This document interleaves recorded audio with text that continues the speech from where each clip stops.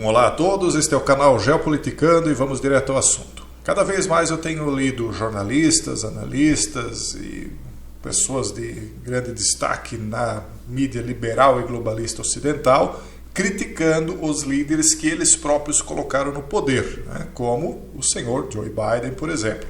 E essa matéria aqui não é diferente, ela afirma o seguinte: os Estados Unidos estão como sonâmbulos caminhando através de uma transformação geopolítica.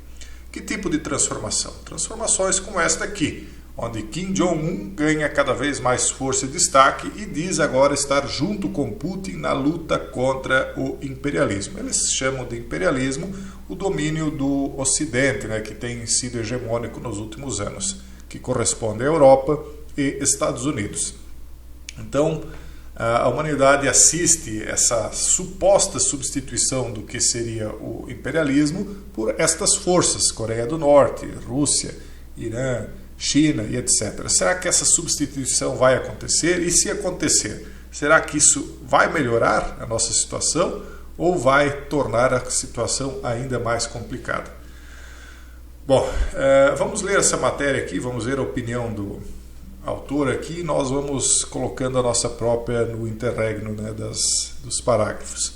Então ele começa contando a história de Napoleão e do senhor Zippler, né, que o nome não pode ser mencionado, quando eles lançaram imensos ataques, né, para invadir a Rússia, acreditando que estavam reunindo o elemento final necessário para lhes dar o domínio total da Europa continental.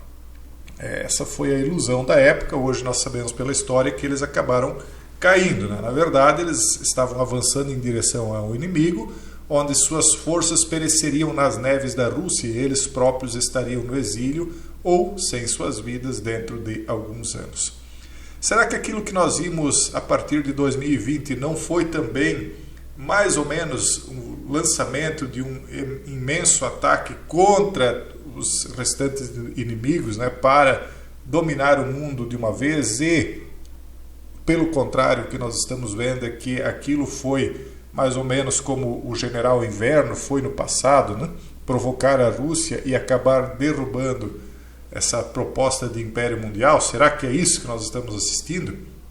E se for, será que o que vem aí não são os tais 10 reinos que a gente já vem falando há tanto tempo, que não vão trazer melhorias, mas vão trazer uma grande mudança, talvez até vão trazer mais dificuldades para aqueles que prezam por suas liberdades? Bom, de um jeito ou de outro nós caminhávamos, seja por um caminho ou por outro, para o mesmo fim, né? A perda de liberdades. E parece que isso é a única coisa que não está mudando. Tal como acontece com os indivíduos, as nações movem-se ao longo da história, muitas vezes inconscientes da natureza das suas viagens ou de seus destinos prováveis. Há cada vez mais provas que sugerem fortemente que os Estados Unidos estão a aproximar-se de um ponto de viragem crítico no seu percurso histórico, que levará a uma transformação da geopolítica global e a um destino muito diferente daquilo que sua atual liderança acredita ou espera. Aqui eu já discordo. Será que essa liderança realmente espera levar os Estados Unidos à vitória? Ou será que os principais sabotadores hoje da força norte-americana são justamente aqueles que o povo colocou lá para supostamente levar os Estados Unidos a se manter no topo? Eu acredito que uma boa parte dos norte-americanos eles votam, né, com um certo ódio do próprio país onde eles vivem, porque eles foram doutrinados a ter ódio, né, da nação deles, né? Aquela doutrina que vem de inteligências estrangeiras, né, que querem derrubar as soberanias para implantar uma ordem global única, né? Então colocam candidatos da Manchúria no poder muitas vezes, né? Um deles, inclusive, parece que vai fazer um filme aí falando de ETs. Agora eu já falei sobre ele anteriormente em outros vídeos, para vocês terem uma noção do nível das lideranças, né? Essas reflexões surgem na sequência da cimeira recentemente concluída dos BRICS em Joanesburgo, onde as nações centrais, Brasil, Rússia, Índia, China e África do Sul, acolheram como novos membros a Arábia Saudita, o Irã, o Egito, a Argentina, Emirados Árabes Unidos e a Etiópia. E aí nós vemos que desde que aquela atitude que Obama estava tomando na Síria deu com os burros na água por conta da eleição do Trump, e a Arábia Saudita teve de, através do seu rei, ir lá conversar com o Putin, nós vemos uma aproximação cada vez maior entre Putin e a Arábia Saudita. E agora o preço do petróleo está subindo por conta de uma redução da extração que os dois países combinaram, né?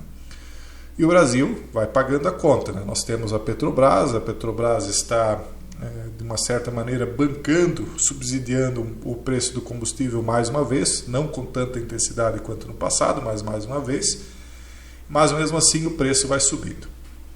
Agora, quem sofre bastante são os países que estão tentando controlar uma hiperinflação, como os países europeus e os Estados Unidos, por conta das suas altas dívidas, por conta do seu alto endividamento em dólar, e tendo de aumentar os juros. Eu acredito que os juros vão continuar ou subindo ou, no mínimo, se manter onde eles estão, mas eu acredito sinceramente que vão subir ainda mais.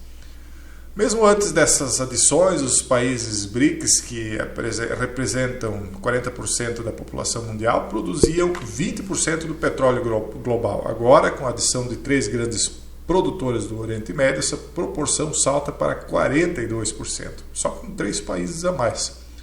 Então, nós estamos vendo que os parceiros que eles buscaram têm relação com o petróleo.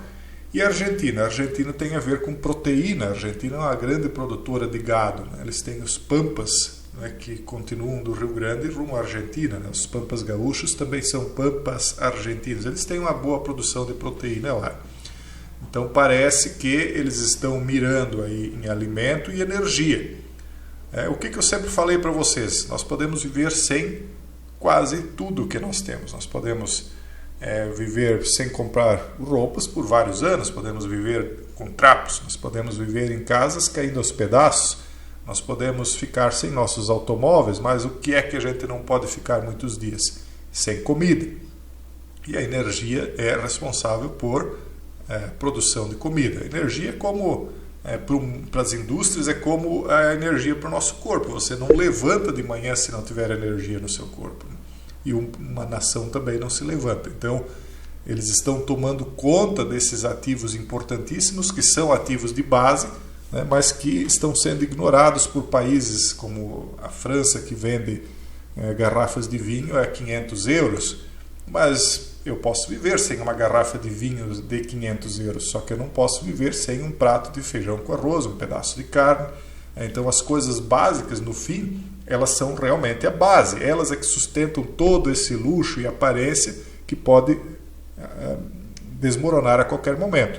E a França, vocês sabem, ela está indiretamente sendo atacada quando esses países africanos que eram aliados, uma espécie de colônia moderna ainda, né, do país, eles estão sendo atacados, ou melhor, estão sendo alvo de revoluções, né? E os aliados que estavam no poder, aliados de Macron, estão sendo apiados. Por quê? Na minha opinião, eu não tenho provas disso, mas é uma coisa meio que óbvia, isso faz parte de toda essa G mundial que está acontecendo de uma forma indireta por procuração, onde a Rússia auxiliou eles ali, a Rússia e provavelmente os aliados da Rússia, né? Então, essa quantidade a mais aí de países produtores de petróleo dá para eles 42% da produção de petróleo no mundo. Ou seja, agora eles abrem e fecham a torneira, impactando o preço do petróleo e, portanto, a inflação mundial. Isso fornece uma forte indicação das ambições estratégicas do alinhamento dos BRICS. Embora não seja uma aliança formal, nem uma união econômica abrangente, os BRICS são um grupo de afinidade com 2 características distintas. Todos são autoritários, e quem diz que não? Quem é que vai dizer que não? Veja o que está acontecendo em nosso país, por exemplo. Tem coisas que já não podem mais ser ditas, né? Em graus variados. Existe um país que é mais autoritário, outro menos. Talvez o Brasil ainda seja um dos menos. E ao longo do tempo eles têm se irritado com a ordem internacional liderada pelos Estados Unidos, que domina a geopolítica global há 75 anos. Óbvio que o Brasil também tem se irritado com a ordem internacional liderada pelos Estados Unidos. Veja a loucura que eles fizeram aqui dentro do país recentemente. Parece que é uma coisa de quem quer realmente destruir qualquer tipo de simpatia que o brasileiro poderia ter pelos Estados Unidos, né? A fazer o que eles fizeram. Nem vou entrar em detalhes aqui, porque cada um já sabe o que aconteceu, né? E muita coisa já não se pode dizer mesmo. Claramente, o petróleo é um importante teatro de competição nas relações internacionais. O petróleo, ele é o óleo de unção do anticristo, na minha opinião. Vamos agora uma pitadinha aqui de religião. Assim como os reis antigamente eram ungidos por um óleo sagrado, o óleo que vai ungir um líder global aí de poder incontestável vai ser o petróleo. O petróleo hoje move o mundo e vai continuar movendo o mundo. Então é ele que vai dar esse poderio, né, para essa ascensão aí de um poder único no mundo. A recente decisão da Arábia Saudita e da Rússia de prolongar as restrições à sua produção de petróleo até o final de 2023 resultará num aumento dos preços da gasolina nos Estados Unidos e no mundo inteiro. O Brasil já está acontecendo. Combine isso com as feridas econômicas auto-infligidas pela América. Endividamento monstruoso. Uma impressão de dinheiro às pencas com os fechamentos aí de 2020 para cá. Os ativos nas alturas. Na minha opinião, ninguém compre, nem venda, nem mantenha ativo por causa de uma opinião do Jason, né? Mas na minha opinião, a partir desse ano ainda, os ativos lá vão começar a cair e ano que vem vão derreter. Quem tiver ativos norte-americanos, dependendo quais forem, né? Mas é uma opinião, né? Mas eu acho que vão ter um grande prejuízo. Estou vendo os grandes de lá retirando recursos dos ativos, esperando a queda para eles irem lá depois e comprar barato. E as sardinhas, né, vão ficar no topo, presas. Então combine isso com as feridas econômicas auto-infligidas pela América, como a exclusão do vasto potencial energético do Ártico Nacional do Alasca. Isso é uma loucura completa.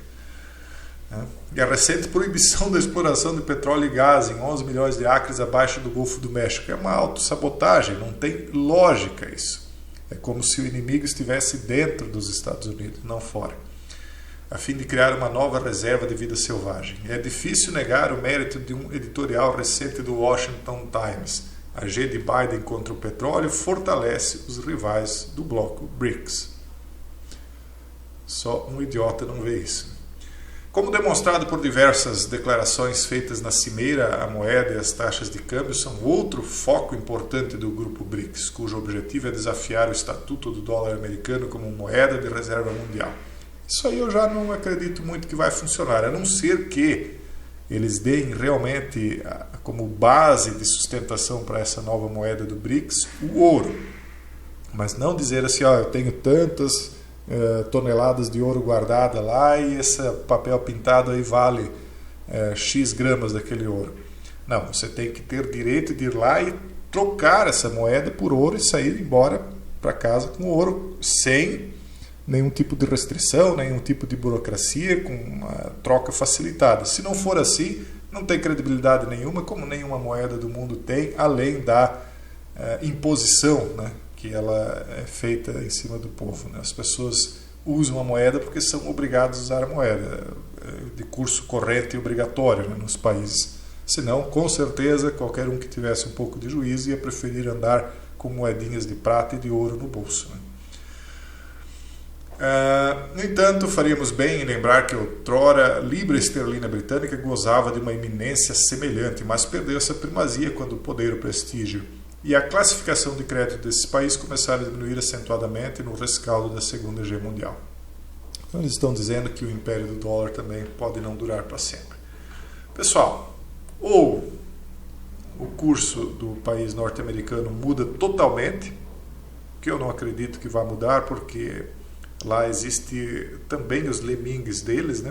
Eu acho que pelo menos metade do país já se compõe de lemingues, e esses, como os lemingues dos joguinhos de antigamente, eles estão rumando cegamente ao precipício. Como diz o título aqui, sonâmbulos através de uma transformação geopolítica.